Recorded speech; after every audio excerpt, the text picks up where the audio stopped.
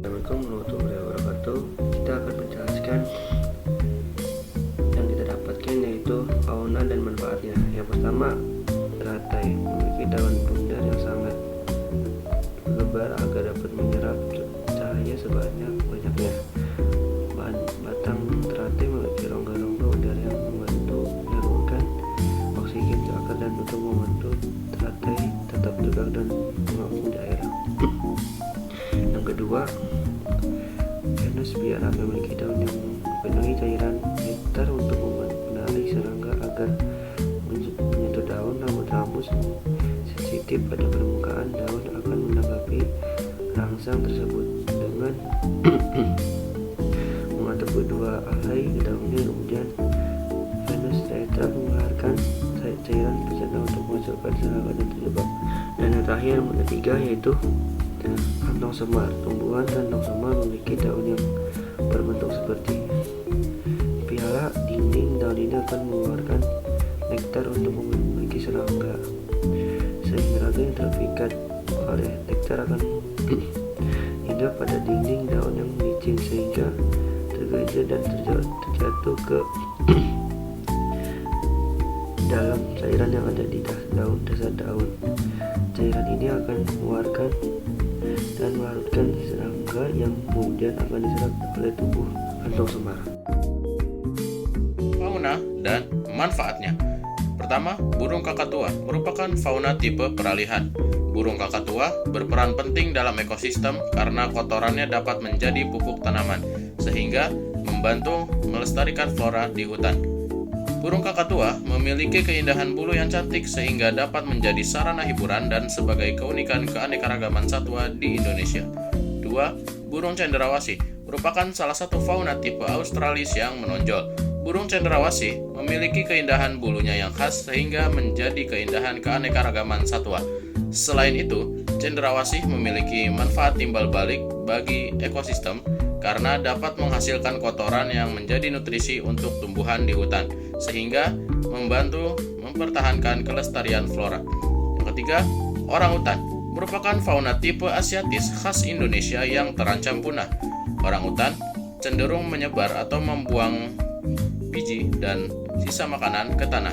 Hal itu dapat menyebabkan timbulnya individu tanaman baru atau sebagai pupuk tanaman, sehingga dapat menjaga kelestarian flora dalam ekosistem. Jadi kali ini saya akan membahas mengenai salah satu flora pada ekosistem hutan hujan tropis. Contoh floranya yaitu tanaman bintaro. Bintaro ini merupakan tanaman pantai atau paya yang biasanya ketinggiannya mencapai 12 meter. Daunnya itu berbentuk bulat telur berwarna hijau yang tersusun berselingan. Tanaman ini juga memiliki bunga yang harum dan bunganya itu memiliki mahkota. Mahkotanya itu biasanya berdiameter sekitar 3-5 cm. Dan mahkotanya itu biasanya berbentuk seperti trompet yang berwarna merah muda. Lalu ada panjang dari buah bintaro sendiri itu sekitar 5-10 cm. Buah bintaro yang sudah matang sama yang belum itu ada perbedaannya dari segi warna. Untuk buah bintaro yang belum matang itu berwarna kehijauan dan yang sudah matang itu berwarna kemerahan.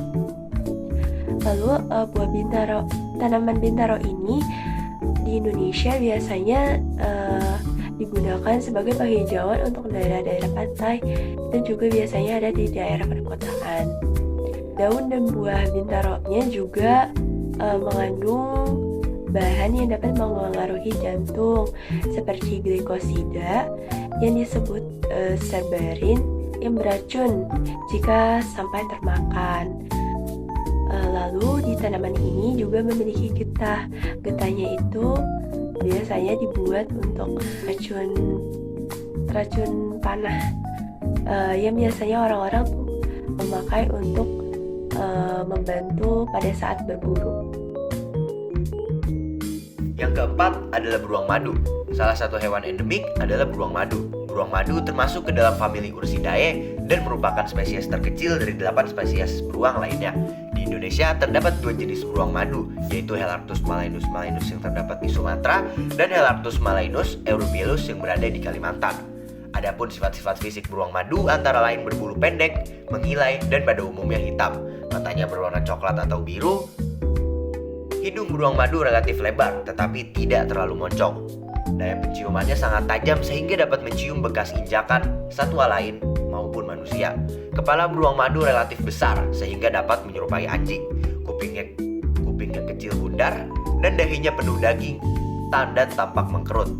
Sejak April 2004, Konservasi Dunia mengubah klasifikasi status konservasi beruang dari tidak diketahui karena kurang data ke terancam.